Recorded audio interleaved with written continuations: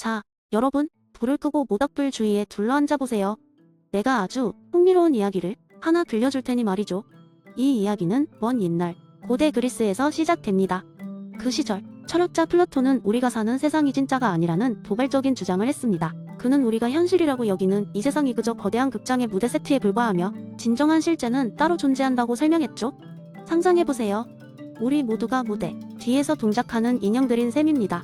옛날 옛적 대도시의 중심가에 아주 특별한 극장이 하나 있었습니다. 사람들은 세상의 아름다움을 찾기 위해 극장을 찾곤 했습니다. 스테이지는 빛나는 황금으로 장식되어 있었고 커튼은 무지갯빛으로 물들어 있었죠. 매일 밤 공연이 시작되면 사람들은 입을 떡 벌리고 감탄했습니다. 배우들은 누구나 알 법한 영웅들의 역할을 맡았고 그들의 이야기는 수많은 이들에게 감동과 교훈을 주었습니다. 그러나 주인공인 한 청년은 밤이 되어 극장이 텅 비면 그곳에 남아 누구도 모르게 무대를 가로질러 숨겨진 출입구로 들어가 보려곤 했습니다. 그곳에는 특별한 공간이 있었는데 이건 마치 모든 무대 뒤를 실질적으로 만들어낸 마법과도 같은 공간이었습니다. 이곳엔 무대 위에서는 절대 눈에 띌 수 없는 마리오네트 인형들과 복잡한 기계 장치, 셰익스피어의 희곡처럼 심오한 이야기를 담은 책들이 가득 차 있었죠. 청년은 이 비밀의 공간을 우연히 발견하고는 새로운 세상을 보게 되었습니다. 그는 인형들이 무대 위에서 어떤 표현을 하고 어떤 메시지를 전달하는지를 이해하기 시작했습니다. 사람이란 개별적인 존재가 아니라 사실 이 거대한 무대와 무대 뒤의 설계에 의해 조정되는 일종의 배우에 불과하다는 사실을 깨달았죠.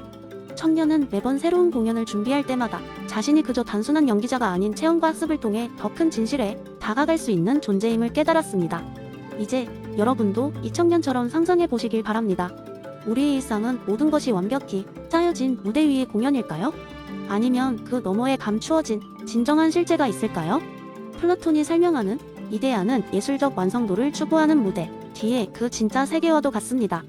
우리 눈앞에 펼쳐진 아름다움이 그저 그림자라면 그 진짜 아름다움은 어디에 있을까요? 이렇게 플라톤은 우리의 인식을 뒤흔들고 모든 사람이 자신의 일상을 다른 시각에서 비춰보도록 만들었습니다. 우리는 어떤 역할을 맡고 있으며 우리의 진정한 모습은 무엇인지 스스로에게 질문을 던져봐야 할지도 모릅니다. 인생이라는 무대 위에서 여러분은 어떤 이야기를 써 내려가고 계신가요? 두 번째 이야기 한 번은 작은 마을에 알렉산더라는 젊은 철학자가 살고 있었습니다. 그 마을은 아름답지만 소문에 의해 종종 시끌벅적해지곤 했습니다. 주민들은 항상 무언가를 주장하기 좋아해서 자신의 의견이 언제나 옳다고 믿었습니다.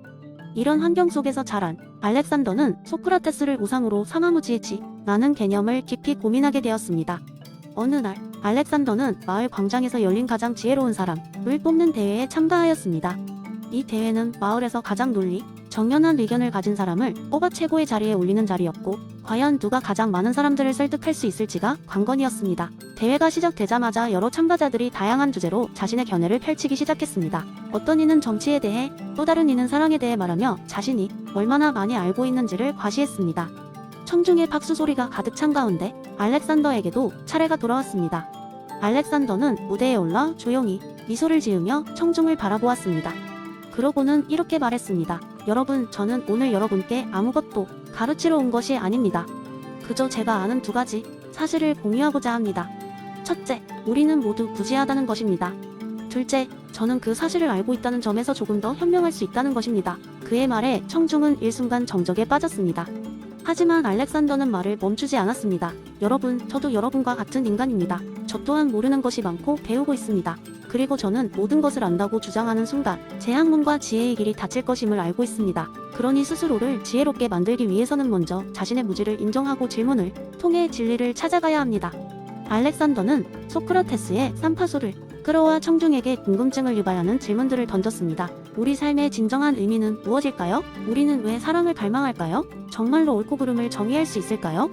그의 질문에 청중은 서로 조용히 속삭이며 답을 생각하게 되었고 그는 말했습니다. 이제 여러분 각자의 답을 찾아보세요.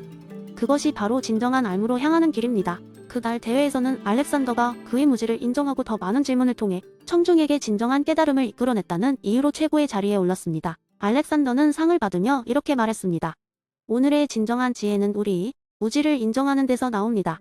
우리는 모두 배워야 할 것이 많고 그 점을 인정하는 순간 우리는 더 깊은 지혜로 향할 수 있습니다. 그 후로 마을 사람들은 자신의 확신에 차 있던 주장 대신 서로에게 더 많은 질문을 던지며 함께 성장하게 되었다고 합니다. 알렉산더의 이야기는 그의 마을뿐만 아니라 다른 곳으로도 퍼져나가 사람들이 무지의 지혜를 깨닫고 끊임없이 배우는데 기여했습니다. 세 번째 이야기 한적한 시골 마을에 니체의 철학을 광적으로 사랑하는 한 노인이 살고 있었습니다. 마을 사람들은 그를 영원한 철학자라 불렀고 특히 그의 영원 회귀 이론에 대한 독특한 해석을 즐겼습니다. 어느 날 노인은 마을 사람들에게 흥미로운 이야기를 들려주겠다고 발표했습니다. 그 이야기는 그의 이론을 바탕으로 한 상상의 세계로 우리를 안내할 것이었죠. 노인이 들려준 이야기는 이런 식으로 시작되었습니다. 상상해보세요. 어느 날 아침 잠에서 깨어나자마자 알람 소리 대신 신비한 목소리가 당신에게 이렇게 속삭이는 겁니다. 당신의 삶은 바로 이 순간부터 영원히 반복될 것입니다. 처음에는 그저 꿈이거나 장난같이 느껴질 수 있습니다. 그럼에도 불구하고 이 목소리가 계속해서 당신을 따라다니면서 삶의 매 순간을 되풀이하게 만들죠.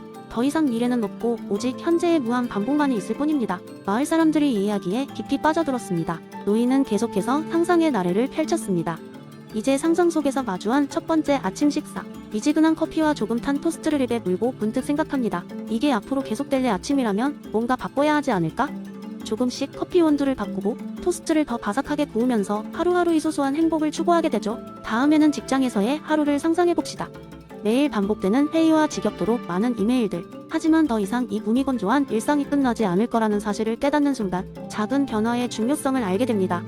더 나은 업무 방식을 찾고 동료와의 관계를 돈독히 하며 매일매일을 특별하게 만들기 위해 노력하게 되는 것이죠. 노인은 이어서 사랑 이야기로 넘어갔습니다. 연인과의 모든 순간들이 영원히 반복된다면 어떻게 될까? 하루하루 상대방과의 순간을 소중히 하고 갈등 대신 더 깊은 이해와 사랑을 선택하게 됩니다.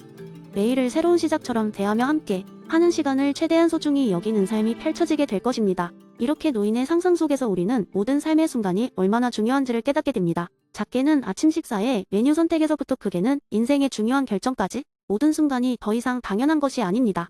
영원히 반복될 삶이라면 우리는 매 순간을 충분히 만끽하고 긍정적으로 살아낼 수 있을 것입니다. 노인이 이야기를 끝마치자 마을 사람들은 박수를 보냈습니다. 니체의 영원 회귀 이론을 통해 그들은 당장 내일의 행복과 의미를 되새기게 되었고 소소한 일상의 반복 속에서도 의미를 발견하게 되었습니다. 그날 이후 마을 사람들은 자신의 삶을 조금 더 특별하고 소중하게 가꾸기 시작했습니다.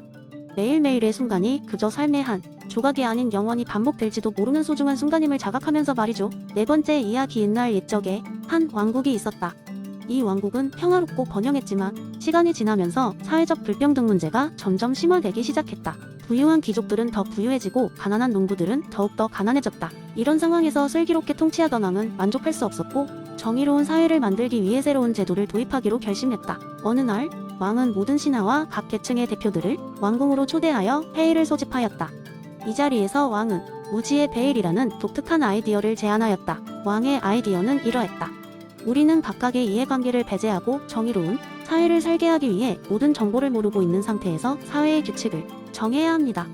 그래서 저는 이번 회의 동안 모든 참석자의 기억을 일시적으로 지우고 오직 한 가지, 여러분이 이 왕국의 일원이라는 사실만 기억하도록 하겠습니다. 참석자들은 처음에는 무척 혼란스러워했지만 왕의 권위에 신뢰하고 실험에 동의했다. 그러자 왕의 마법사는 신비로운 주문을 외웠고 회의장 안에 안개 같은 것이 흐르기 시작했다. 갑자기 모든 사람들은 자신들의 이름이나 사회적 지위, 심지어 성별이나 나이조차 기억할 수 없게 되었다. 이제 모든 참석자들은 동일한 조건 위에 놓인 셈이 되었다. 왕은 그들에게 새로운 사회의 기본 원칙을 정의하려면 어떻게 해야 할지를 물었다. 이들은 서로를 의식적으로 바라보며 만약 내가 빈곤한 농부라면 또는 나이가 많은 어르신이라면 혹은 장애를 가진 사람이라면 하고 생각하게 되었다. 그리고 그들은 가장 불리한 위치에 있을지도 모르는 자신을 보호하기 위한 규칙을 세우기 시작했다. 첫 번째 제안은 기본적인 생존을 위한 최소한의 생활 비용을 보장하는 것이었다. 두 번째로는 공교육과 보건 서비스를 모든 이에게 제공하여 기회균 등을 보장하자는 의견이 나왔다.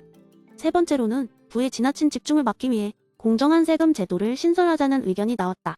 무지의 베일 아래에서 참석자들은 자신들의 진정한 신분이 무엇인지 알 수 없어 가장 공정하고 포괄적인 정책만을 제안할 수 있었다. 모든 논의가 끝나고 나자 왕의 마법사가 다시 주문을 외워 안개를 걷어냈다. 참석자들은 이전의 기억을 되찾고 자신이 누구인지 다시 깨달았다. 놀랍게도 그들이 제안한 많은 정책들이 결국 모든 사람에게 유익하다는 사실을 깨달았다. 이 경험을 통해 왕국은 정의롭고 평등한 사회로 한 걸음 더 다가갈 수 있었다. 사람들은 왕의 현명한 통치에 감사를 표했고 왕국은 오랜 시간 평화롭고 번창하게 되었다. 무지의 베일 아래 모두가 공동의 이익을 위해 노력했던 이 이야기는 후세까지 전해지며 중요한 교훈으로 자리 잡게 되었다. 그리고 왕국의 역사서에는 이렇게 기록되었다. 모두가 아무것도 모르는 상태에서 우리는 서로를 진정으로 이해할 기회를 얻었고 그것이 진정한 정의였다.